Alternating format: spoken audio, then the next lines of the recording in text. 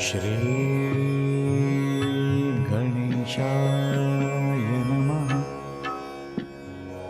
ॐ भद्रं कर्णेभिः शृणुयाम देवा भद्रं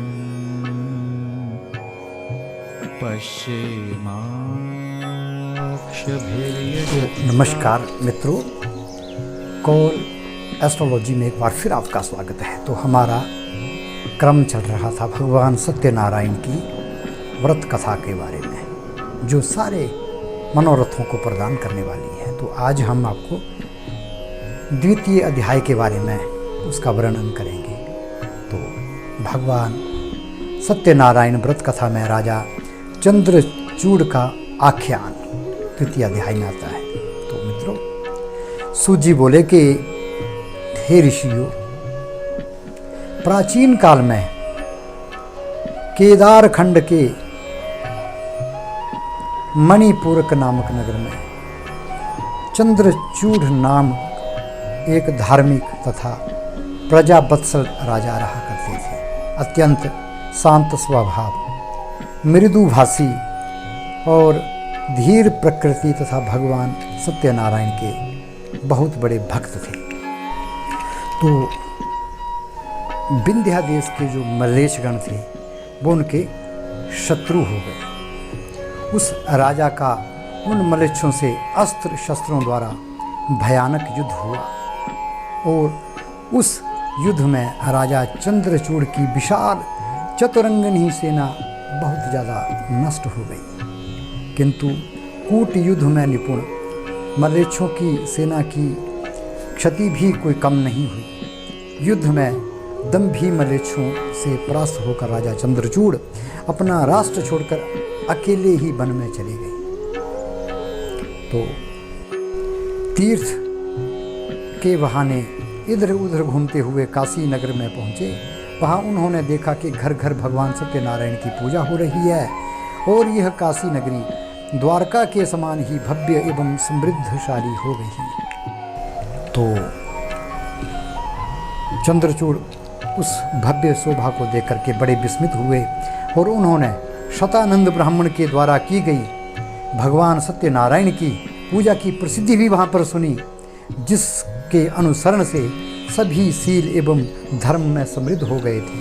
तो राजा चंद्रचूड़ भगवान सत्यनारायण की पूजा करने वाले उस ब्राह्मण शतानंद के पास गए और उनके चरणों में गिर करके उनसे भगवान सत्यनारायण की जो पूजा विधि पूछी और अपने राज्य भ्रष्ट होने की भी पूरी कथा, पूरी व्यथा उन्हें सुनाई। तो ब्राह्मण लक्ष्मीपति भगवान जनार्दन जिस भी व्रत से प्रसन्न होते हैं, पाप के नाश करने वाले उस व्रत को बताकर मेरा आप उद्धार करें। तो ऐसा शतानंद ने कहा कि राजन, श्रीपति भगवान को प्रसन्न करने वाला भगवान सत्यनारायण नाम का एक पुण्य श्रेष्ठ व्रत है।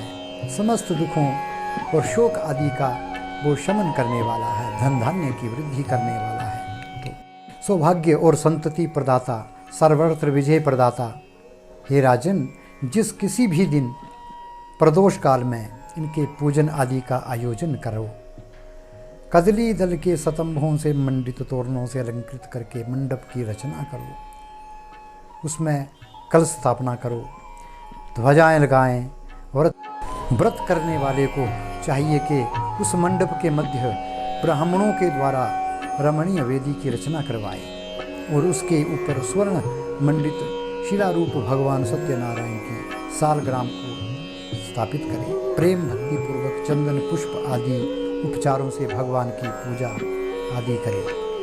भगवान का ध्यान करता हुआ भूमि पर शयन करके रात्रि व्यतीत करें। यह सुनकर राजा चंद्रचूड़ काशी में भगवान सत्यनारायण की पूजा के लिए तैयार हो गए।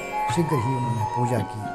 प्रसन्न होकर के रात्रि में भगवान ने राजा को एक उत्तम तलवार प्रदान की और शत्रुओं को नष्ट करने वाली तलवार प्राप्त करके राजा ब्राह्मण श्रेष्ठ सदानंद को प्रणाम करके अपने नगर में आ गए।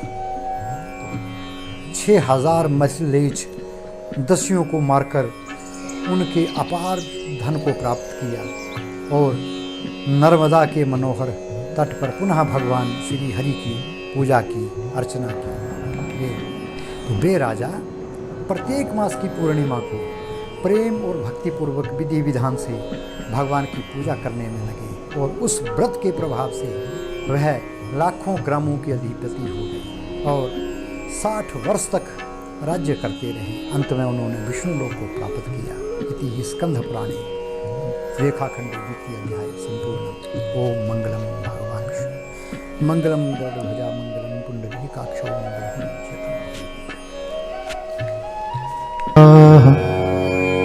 स्थिरैरङ्गैस्तुष्टुवांसस्तनूभिर्व्यशेम